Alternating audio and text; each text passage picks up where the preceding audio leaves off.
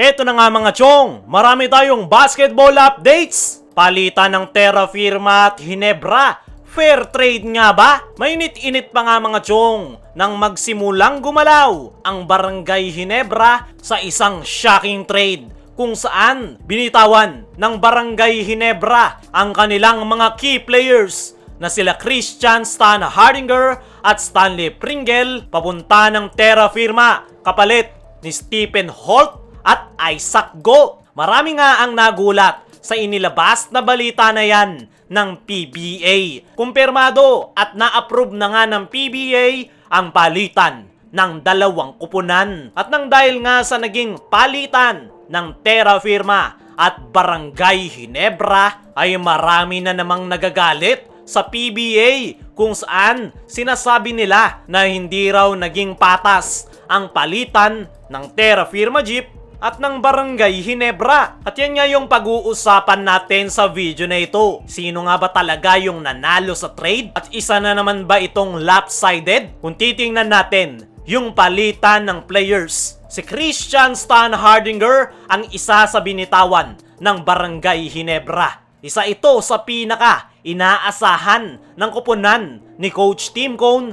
sa loob ng painted area. Last season, napakaganda ng kanyang naging performance kung saan natulungan niya ang kanyang kupunan hanggang semifinals. Sa katunayan, isang ang MVP contender itong si Christian Stan Hardinger. Kaya naman, maraming Barangay Ginebra fans ang nagulat noong bitawan ito ng Barangay Ginebra. Pagdating naman kay Stanley Pringle, malaki pa rin ang kanyang role sa Barangay Ginebra last season. Every time na ipinapasok ito ni Coach Tim Cone ay napakalaki pa rin ang kanyang nagiging impact at nandoon pa rin talaga ang kanyang laro. Pagdating naman sa binitawan ng Terra Firma ay marami ang nagsasabi mga bata pa raw yung binitawan ng Terra Firma kapalit ng matatanda at palaos na. Pero tingnan natin yung binitawan ng Terra Firma. Itong si Stephen Holt ay hindi na bata.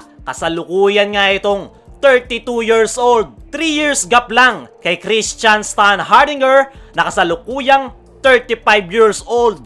Kaya naman sa mga nagsasabi na mga bata yung binitawan ng Terra Firma kapalit ng matatanda, ay diyan kayo nagkakamali. Dahil matanda na nga rin itong si Stephen Holt. Yung bata lang na binitawan ng Terra Firma ay itong si Isaac Go na kasalukuyang 28 years old. Pero kung ikukumpara mo yung naging performance nitong si Stephen Holt at Isaac Go kay Stanley Pringle at Christian Stan Hardinger ay malayong malayo talaga. Kay si Stan pa lang na napakaganda ng pinakitang performance last season ay kitang-kita na yung pinagkaiba. Pagdating sa palitan ng mga players ay masasabi nating lugi pa nga ang Barangay Ginebra dahil binitawan nila yung kanilang mga key players na si Stanley Pringle, lalong-lalo na si Christian Stan Hardinger. Pero pagdating sa naging palitan ng draft pick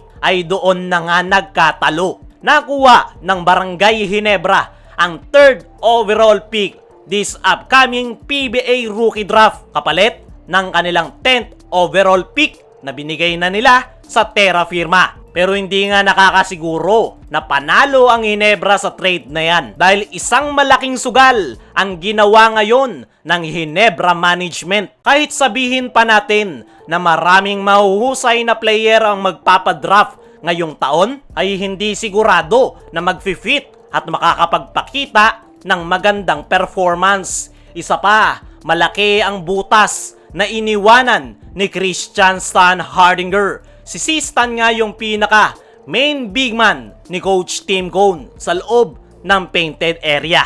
At nang dahil nga sa nawala na si Stan ay tanging si Japet Aguilar na lang ang pupwede nilang masandalan. Sino na lang yung babantay kay Junmar Fajardo once na makatapat nila ang San Miguel Beermen? Hindi nga lang si Junmar ang poproblemahin ng Barangay Ginebra dahil magiging problema nila si Christian Stan Hardinger kung paano nila ito pipigilan. Bukod sa mga local players ay may mga imports pa na darating. Kaya naman, palaisipan kung ano ang gagawin na aksyon ni Coach Tim Cone kung bakit niya binitawan si Christian Stan Hardinger. Pero yung nakita ko ngang main goal ng Barangay Ginebra sa nangyaring trade ay makuha ang number 3 overall pick. Gaya ng sabi natin kanina, maraming mahuhusay na player ang magpapadraft ngayong taon. At panigurado, diyan kukuha si Coach Tim Cone